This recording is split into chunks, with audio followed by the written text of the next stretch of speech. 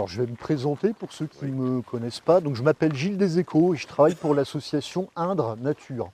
Donc dans le cadre d'un partenariat avec le parc, on encadre des sorties, des animations nature pour faire découvrir le patrimoine naturel de la Brenne, qui est une région exceptionnelle et qui est une région un peu particulière de par sa géologie. Donc ça, je vais vous l'expliquer, c'est l'objectif en fait de cette animation, c'est de vous montrer en fait pourquoi on a ce paysage en Brenne.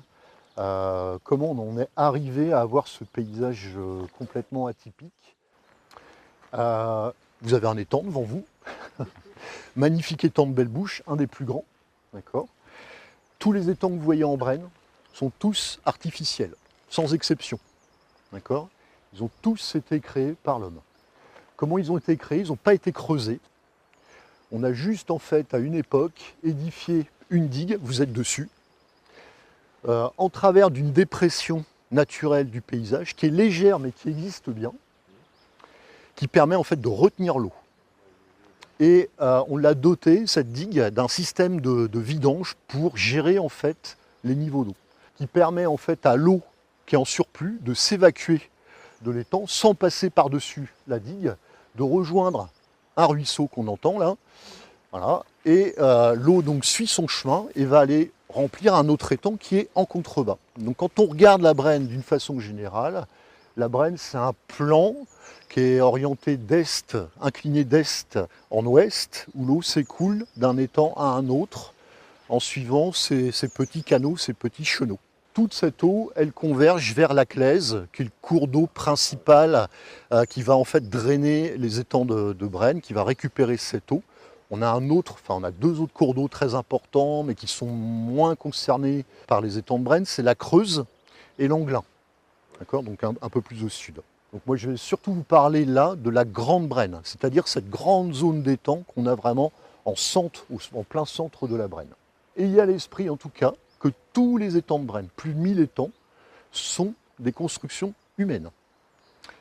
Et là où je vais vous surprendre sans doute, c'est qu'avant la construction de ces étangs, il y avait en Brenne une gigantesque forêt et il n'y avait pas de milieu humide. Mais il faut imaginer un paysage entièrement forestier.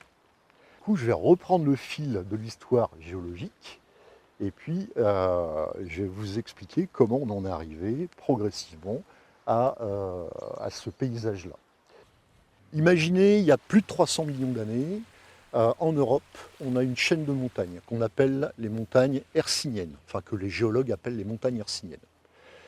Si vous fermez les yeux, vous devez voir la chaîne himalayenne en lieu et place de la Brenne, de la Bretagne, de l'Auvergne, etc. Donc une chaîne de montagnes très importante qui occupe quasiment tout le territoire français et européen, avec des sommets très très hauts. Donc ça, c'est le paysage de l'ère primaire. Et ces montagnes, pendant des millions d'années, elles vont subir une érosion conséquente, ce qui va aboutir à la formation d'une sorte de paysage assez plat. Le témoin visuel de cette histoire géologique aujourd'hui, c'est une partie du massif central et surtout le massif armoricain, qui est très ancien. Et en fait, ce sont les restes des montagnes hercyniennes. Chez nous, ici, il faudrait forer très profond pour retrouver ce socle granitique. Il est toujours là, mais il est enfoui, puisque depuis, il a été recouvert. Et ensuite, se passe en fait un phénomène particulier au territoire français, c'est l'affaissement du bassin parisien. D'accord. Donc il y a à peu près 230 millions d'années. Le bassin parisien, nous ici, vous êtes tout à fait au sud du bassin parisien d'un point de vue géologique. Donc le bassin parisien, suite à des mouvements de terrain, s'affaisse, ça forme une grande cuvette.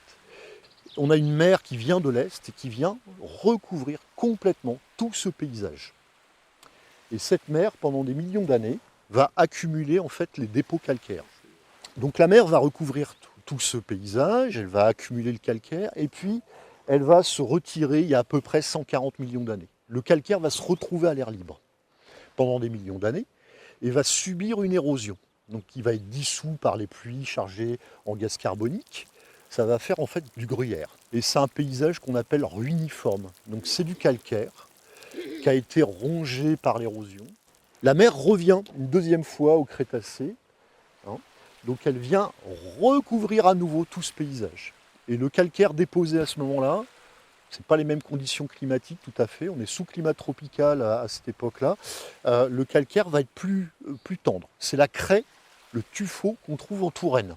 Il y a à peu près 75 millions d'années, 75-70 millions d'années, la mer se retire définitivement à nouveau. Donc ce calcaire tendre se retrouve à nouveau à l'air libre. Et lui-même va être sujet à cette érosion. Et ce calcaire, comme il est tendre, il va complètement disparaître de notre région.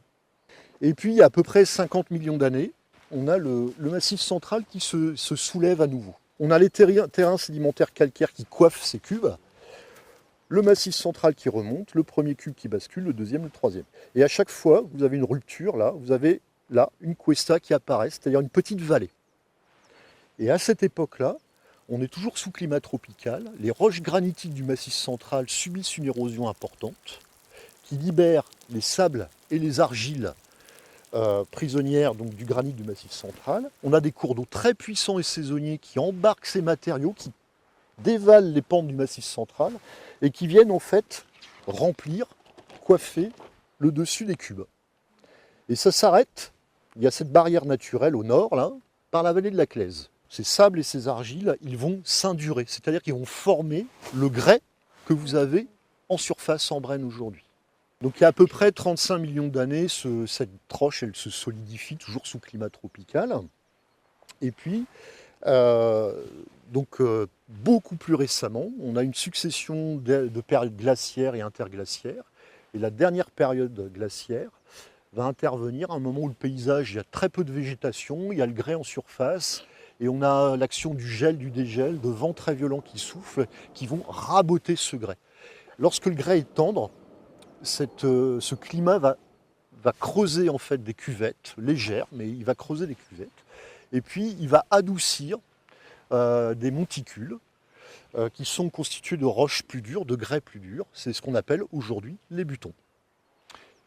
Le climat se réchauffe. Dernière période glaciaire s'achève il y a à peu près moins 10 000 ans. Le climat se réchauffe progressivement. La forêt de feuillus qui s'était réfugiée sur des zones plus au sud recolonise peu à peu tout le territoire français et vient recoloniser aussi notre territoire. Donc on a toujours ce grès, ces cuvettes, ces bosses et la forêt qui recouvre en fait tout ça. Une chose qui est intéressante sur le grès de Brenne, c'est que donc vous avez du grès qui peut être gris, presque vert parfois, du grès blanc quasiment, et puis du grès qui peut être orangé, voire rouge grenat. Et donc ça vient du fait que en fait, cette roche, n'oubliez pas que ça s'est formé sous climat tropical, et que sous climat tropical, on a une fixation en fait des oxydes de fer. Donc c'est le fer, la rouille, qui donne cet aspect rougeâtre à la roche. Et parfois, on a des butons qui sont entièrement faits de grès rouge. C'est facile aussi à détecter, les zones de grès rouge. Vous regardez le bâti ancien. Et quand vous êtes à la maison du parc, au hameau du Boucher, quasiment tout est rouge. À la période antique, donc après surtout les invasions romaines, on a une métallurgie importante qui se développe en Brenne. Il y a la ressource en bois, il y a la forêt qui est là. Donc on a besoin en fait de la forêt pour réduire le minerai de fer. Donc il va y avoir une activité métallurgique très très importante qui va se développer avec l'arrivée des Romains. Petite chose intéressante, c'est qu'à l'époque, quand on fond le minerai de fer, on génère énormément de déchets. Le déchet issu de la fonte du minerai de fer, ça produit le laitier, ou des scories en fait, en Brenne, mais on en trouve des quantités folles. Et curieusement, on en trouve aujourd'hui. Donc on a fait des recherches, des prospections de terrain, les étangs sont vidés régulièrement, donc on peut faire des prospections au fond des étangs, et on trouve des dépôts de scories. Donc ce qui veut dire qu'à la période antique, on a cette activité métallurgique où on déboise la forêt puisqu'on a besoin de cette ressource combustible. Et par contre, comme on en trouve en lieu et place des étangs, ça veut dire que les étangs n'existaient pas. Donc période antique, on tape dans la forêt pour avoir ce combustible, ce charbon de bois qui sert à la réduction du minerai de fer. Du coup, on modifie les équilibres écologiques. Vous supprimez la forêt sur un sol de Brenne, vous n'avez plus cet humus forestier qui se reconstitue. Donc le sol se retrouve à nu, le sable, l'argile, se retrouve à nu et il n'y a plus cette éponge en surface qui va réguler en fait les débits d'eau. Donc on se retrouve avec un sol qui est incapable de stocker cette eau de pluie et l'eau va ruisseler et elle va commencer à s'accumuler en fait dans les fonds de vallée. Donc je ne vous parle pas d'étangs, mais il faut imaginer des nappes d'eau de quelques centimètres, mais des zones à moustiques peut-être, avec une végétation aquatique qui commence à se développer. Voilà, une sorte de marécage, sans doute pas permanent, mais en fonction des eaux de pluie, on a ces zones qui apparaissent. Et assez rapidement, enfin un peu plus tard, 14 et 16e siècle, là en fait l'homme a l'idée d'édifier ces digues dans ces dépressions humides qui étaient devenues humides pour faire monter le niveau d'eau, développer la pisciculture de la carpe et pouvoir justement régler, gérer en fait cette eau qui s'écoule, qui est en surplus. Comment on sait que ça date du XIVe siècle? Eh bien, il a fallu dater les étangs. Donc il y a un archéologue, Renaud Benarous, qui est du parc, qui est intervenu, qui a travaillé avec un laboratoire qui fait de la dendrochronologie. Donc c'est une technique qu'on utilise pour dater les charpentes. On carotte le bois de charpente et on regarde les cernes de croissance de l'arbre qui a servi en fait à construire cette poutre que l'on a. On s'est aperçu qu'en fait la plupart des grands étangs de Brenne dataient du 14, 15 et 16e siècle. Et les étangs, j'insiste bien, n'ont pas été creusés. On a juste édifié la digue, on n'a pas creusé les étangs. On n'avait pas les moyens mécaniques de le faire. Donc on a utilisé en fait cette topographie particulière de la Brenne pour créer les étangs. Ce site il est intéressant là parce que la digue construite, elle est haute certes, mais elle n'est pas très longue. Et on a un étang qui fait 70 hectares. Donc je pense à ses débuts, il devait être beaucoup plus important. Un étang, ça a toujours tendance à se combler au fil du temps. Mais souvent, les anciens ont choisi les bons endroits en Brenne, ceux qui demandaient le moins d'efforts en construction pour avoir un étang le plus grand possible. Une autre particularité, alors là c'est lié à l'histoire de la Brenne, c'est qu'en Brenne, il y avait d'autres propriétaires terriens que les abbés et les seigneurs, et tout le monde avait le droit de créer un étang. C'était un droit qui était ouvert, ce qui n'était pas le cas en France, dans tout le royaume français à cette époque-là. Donc en Brenne, ça a multiplié en fait la création d'étangs et de petits étangs.